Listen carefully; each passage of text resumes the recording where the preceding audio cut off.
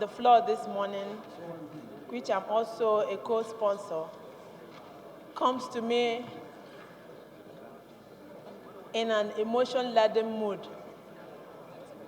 because the deceased engineer Ndubisi Emenike actually met his untimely death around my vicinity shortly after I was declared winner of this hard-fought victory, which I have long desired. It is very imperative, and every one of us know, like in my own part of the country, the incidences of sporadic and acrobatic display of firearms by security personnel, all in a bid to garner public cheer, has become a growing concern.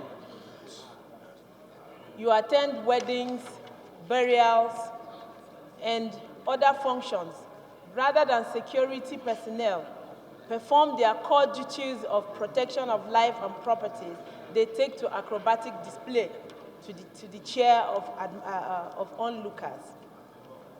This is not the only incident, but it has become one too many, where even at burials, like what happened last month, people are mourning a deceased and another casualty is recorded.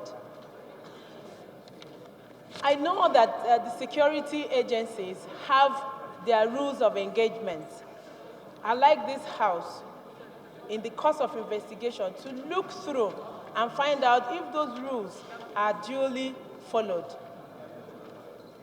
There should be clearly marked and defined when an officer is to use his rifle. I think from what I studied, it should be the last resort. There should be times when it's advisable to use your tear gas, pepper spray, if it is crowd control, and then when you use the gun, only when it is extremely important or necessary.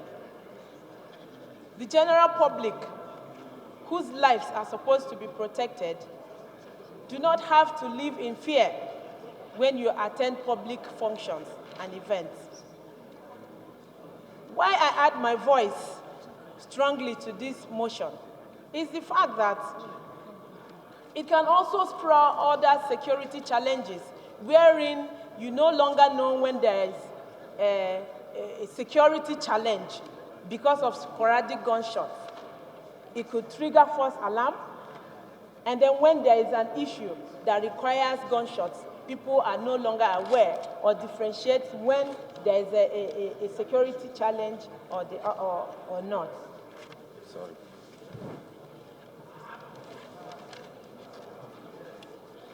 I believe that the House can play our role by inviting the security agencies to look through the immediate and remote causes of the death of Engineer Ndubisi Emenike. And I would like to express my heartfelt condolence to the families of the deceased and request that the House will assist to pay condolence to the family as well as observe 1 minute silence for them. Thank you, Mr. Speaker. Thank you, ma'am. Those against this say nay. The ayes have it. Shall we rise for a minute?